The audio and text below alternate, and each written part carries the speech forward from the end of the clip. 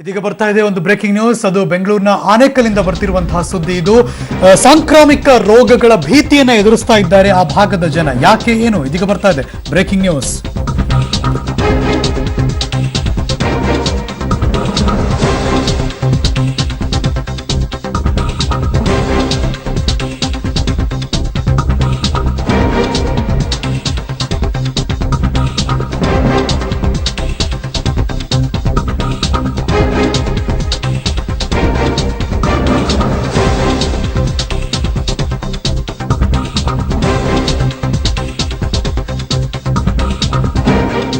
ಒಂದ್ ಕಡೆ ಬೆಂಗಳೂರಿಗೆ ಮಳೆ ಬಂದಾಗ ಒಂದಷ್ಟು ತಣ್ಣಗಾಯ್ತು ಅಂತ ಮಾತಾಡ್ತಿದ್ರೆ, ಮಗದೊಂದು ಕಡೆ ಹಲವಾರು ಅವಘಡಗಳನ್ನ ಬೆಂಗಳೂರು ಸಿಟಿಲಿ ನೋಡ್ತಿದ್ದೀವಿ. ಆದ್ರೆ ಈಗ ನೋಡ್ತಿರೋದು ಬೆಳ್ಳಂದೂರು ಕೆರೆಯಲ್ಲಿ ಈ ನೊರೆಯ ಸಮಸ್ಯೆ ಏನಿದೆ ಇದನ್ನ ಬಿಟ್ಟು ಬಿಡದೆ ಕಾಡ್ತಾ ಇದೆ ಈಗ ಸಿಟಿ ಜನರನ್ನ ಅಂತ ಅನಿಸ್ತಾ ಇದೆ.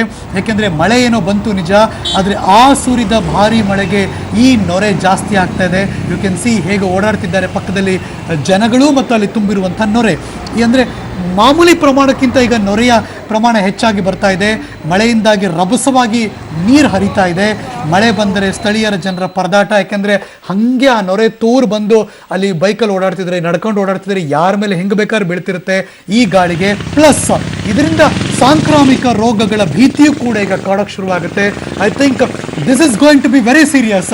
ಬರೀ BBMP ಅವ್ರಿಗೆ ರೋಡ್ ಸರಿ ಮಾಡೋದು, ಅಲ್ಲೆಲ್ಲೋ ಮಳೆ ನೀರು ಹೊರಗೋಗೋದು ಇಷ್ಟೇ ಮಾತ್ರ ಅಲ್ಲ, ಇದು ಕೂಡ ದೊಡ್ಡ ಸಮಸ್ಯೆಯಾಗಿ ಕಾಡುತ್ತೆ. ಇದ್ರ ಬಗ್ಗೆ ಮತ್ತಷ್ಟು ಮಾಹಿತಿ ಆನೇಕಲ್ಲಿಂದ ನನ್ನ ಸಹೋದ್ಯೋಗಿ ಅಂಬರೀಶ್ ದೂರವಾಣಿ ಸಂಪರ್ಕದಲ್ಲಿದ್ದಾರೆ. ಅಂಬರೀಶ್, ಒಂದು ರೋಡಲ್ಲಿ ನಿಲ್ಬೇಕಾದಂಥ ನೀರನ್ನು ಸರಿ ಮಾಡೋದಾ, ಇಲ್ಲ ಮುನ್ನೆಚ್ಚರಿಕಾ ಕ್ರಮವಾಗಿ ಈ ನೊರೆಯನ್ನ ಕಾಪಾಡೋದಾ? BBMP ಅವ್ರು ಏನ್ ಮಾಡ್ಬೇಕೀಗ? ಖಂಡಿತ ಹರೀಶ್, ಏನಂತಂದ್ರೆ ಬೆಂಗಳೂರಿನಲ್ಲಿ ಸಣ್ಣ ಪ್ರಮಾಣದಲ್ಲಿ ಮಳೆ ಆದ್ರೂ ಸಹ ವರ್ತೂರು ಕೋಡಿ ಇರ್ಬೋದು, ಬೆಳ್ಳಂಡೂರು ಕೋಡಿಯಲ್ಲಿ ಸಾಕಷ್ಟು ನೊರೆಯಿಂದ ಸಾಕಷ್ಟು ಸಾರ್ವಜನಿಕರು ಪರದಾಡುವಂತ ಪರಿಸ್ಥಿತಿ ಆಗ್ತಿದೆ.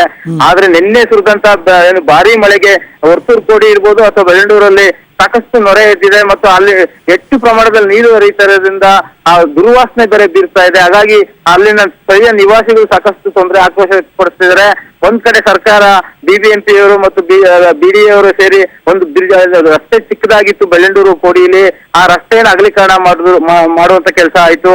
ಆದ್ರೆ ಇಲ್ಲಿ ಬರ್ತಾ ಇರುವಂತ ತ್ಯಾಜ್ಯ ನೀರು ಹೆಚ್ಚು ಪ್ರಮಾಣ ಆಗ್ತಿರೋದ್ರಿಂದ ಅದೂ ಸಾಕಾಗ್ತಿಲ್ಲ. ಮುಂದೆ ಯಾವ ರೀತಿ ಕ್ರಮ ಕೈಗೊಳ್ತಾರೆ ಒಂದ್ ಕಡೆ ನೋಡ್ಬೇಕು. ಮತ್ತೊಂದ್ ಕಡೆ ಕಳೆದ ತಿಂಗಳಷ್ಟೇ ಬೆಂಕಿ ಅವಘಡ ಆಯ್ತು. ಅದಾದ್ಮೇಲೆ ಸಾಕಷ್ಟು ಚರ್ಚೆಗಳು ಅದು, ಆದ್ರೆ ಯಾವುದೇ ಅಧಿಕಾರಿಗಳು ಇದ್ರ ಬಗ್ಗೆ ಗಮನ ಹರಿಸ್ತಿಲ್ಲ ಮತ್ತು ಕೆರೆ ಶುದ್ಧೀಕರಣಕ್ಕೂ ಕೈ ಹಾಕುವಂತ ಕೆಲಸ ಮಾಡ್ತಿಲ್ಲ. ಮತ್ತೊಂದು ಏನಂತಂದ್ರೆ ವರ್ತೂರು ಕೋಡಿಲು ಸಾಕಷ್ಟು ನೊರೆ ಈಗ ಬೆಟ್ಟದಂತೆ ಕಾಣ್ತಿದೆ. ಮತ್ತೆ ಅಲ್ಲಿ ಬಹಳ ಚಿಕ್ಕದಾಗಿರೋದ್ರಿಂದ ರಸ್ತೆಯಲ್ಲಿ ದ್ವಿಚಕ್ರ ವಾಹನ ಸವಾರರು ಇರ್ಬೋದು ಅಥವಾ ಪಾದಾಚಾರಿಗಳು ಅದೇ ರಸ್ತೆಯಲ್ಲಿ ನಡ್ಕೊಂಡು ಹೋಗ್ಬೇಕು. ಆ ನೊರೆಗೆ ಬೆಟ್ಟದಂತೆ ನೊರೆ ಗಾಳಿ ಬಂದ್ರೆ ಸಾಕು ಎಲ್ಲ ಆ ಅಂಗಡಿ ಮೇಲೆ ಮತ್ತು ಆ ಸಾರ್ವಜನಿಕರ ಮೇಲೆ ಬಿದ್ದು ಅವ್ರಿಗೂ ಸಹ ಆ ನೊರೆಯ ತೊಂದರೆ ಜಾಸ್ತಿ ಆಗ್ತಿದೆ. ಮತ್ತಲ್ಲಿ ಯಾವುದೇ ಅಧಿಕಾರಿಗಳ ಇಲ್ಲಿ ತನಕ ಆ ಕಡೆಗೆ ತಲೆ ಕೂಡ ಹಾಕಿಲ್ಲ. ಮತ್ತೊಂದು ಏನು ಕಾರ್ಖಾನೆಗಳು ಮಳೆ ಸಣ್ಣ ಪ್ರಮಾಣದಲ್ಲಿ ಬಿದ್ರು ಕಾರ್ಖಾನೆಗಳಲ್ಲಿ ಏನು ವಿಷಪೂರಿತ ನೀರನ್ನ ಶೇಖರಣೆ ಮಾಡಿಟ್ಟಿರ್ತಾರೆ.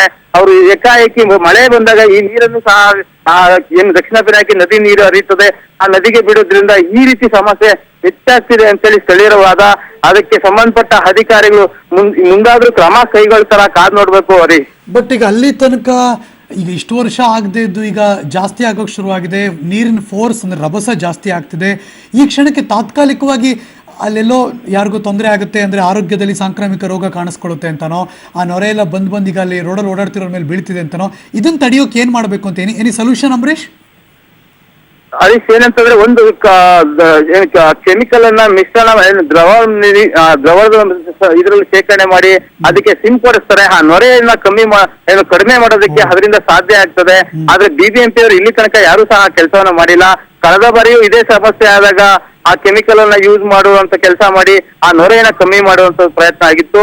ಆದ್ರೆ ಇವತ್ತು ಇಲ್ಲಿ ರಾತ್ರಿ ಸುರಿದು ಬೆಳಗಿನ ಜಾವ 4 ಗಂಟೆಯಿಂದನೂ ಸಹ ವಾಹನ ಸವಾರ ರಸ್ತೆಯಲ್ಲಿ ಓಡಾಡ್ತಿದ್ದಾರೆ.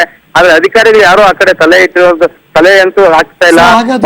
ಹಾಗಾದ್ರೆ ಅಂಬರೀಶ್, BBMP ಅವರಾಗ್ಲಿ, BDAದವರಾಗ್ಲಿ, BWSSB ಅವರಾಗ್ಲಿ ಯಾರು ನಮ್ದಲ್ಲ ಇದೊಂದು ಸುಮ್ಮನೆ ಆಗ್ಬಿಟ್ಟಿದ್ದಾರೆ.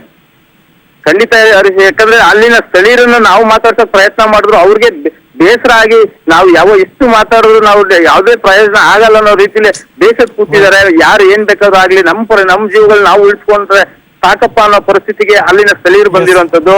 ಆದ್ರೆ ಈ ಒಂದು ಪರಿಸ್ಥಿತಿಯಲ್ಲಿ ಈ ಕಾರ್ಖಾನೆಗಳಿಂದ ಏನು ಬರ್ತಾ ಇದೆ ವಿಷಪೂರಿತ, ಮೊದಲೇ ಅದನ್ನ ತಡೆಗಟ್ಟಿದ್ರೆ ಈ ಒಂದು ಸಮಸ್ಯೆಯನ್ನ ಪರಿಹಾರ ಮಾಡಬಹುದು ಅನ್ನೋದು ಸ್ಥಳೀಯರ ವಾದ. Thank you so much Ambareesh, ಶಿಕ್ಷಣದ ಮಾಹಿತಿಗಾಗಿ. ನಿಸರ್ಗದತ್ತವಾಗಿ ಬರ್ತಿರೋ ಈ ಮಳೆ ಕಥೆಯನ್ನು ನೋಡಲೇಬೇಕು ನಾವು. ಬೆಂಗಳೂರಿನಲ್ಲಿ ಇವತ್ತು ಧಾರಾಕಾರವಾಗಿ ಮಳೆ ಸುರಿತಾ ಇದೆ. ಬೆಂಗಳೂರಿನ ಹಲವೆಡೆಗಳಲ್ಲಿ, ಬಹುತೇಕ ಎಲ್ಲ ಪ್ರದೇಶಗಳಲ್ಲಿ ಒಂದೇ ರೀತಿಯ ವರದಿಗಳು ಬರ್ತಾ ಇವೆ. ವಿಪರೀತ ಮಳೆ. ನಿನ್ನೆ ಮಳೆ ಬಂದಿದ್ದು ಭೂಮಿಯನ್ನು ಒಂದಿಷ್ಟು ತಂಪು ಮಾಡ್ತು, ಆದರೆ ಇವತ್ತು ಒಂದು ಹಬೆ ಇತ್ತು. ಆದರೆ ಇವತ್ತಿನ ಮಳೆ ನಿಜವಾಗಲೂ ಅದರ ತಂಪು ಮಾಡುತ್ತೆ. ಇವತ್ತಿನ ಮಳೆ ಒಂದಷ್ಟು ತಂಪನ್ನು ತರುತ್ತದೆ ಗ್ಯಾರಂಟಿ ಬೆಂಗಳೂರು ನಗರಕ್ಕೆ. ದರ್ಶನ್ ಹಾಗೂ ಸುದೀಪ್ ನಡುವಿನ ಜಟಾಪಟಿ ಮುಗಿಯುವ ಲಕ್ಷಣ ಕಂಡು ಬರ್ತಾ ಇಲ್ಲ.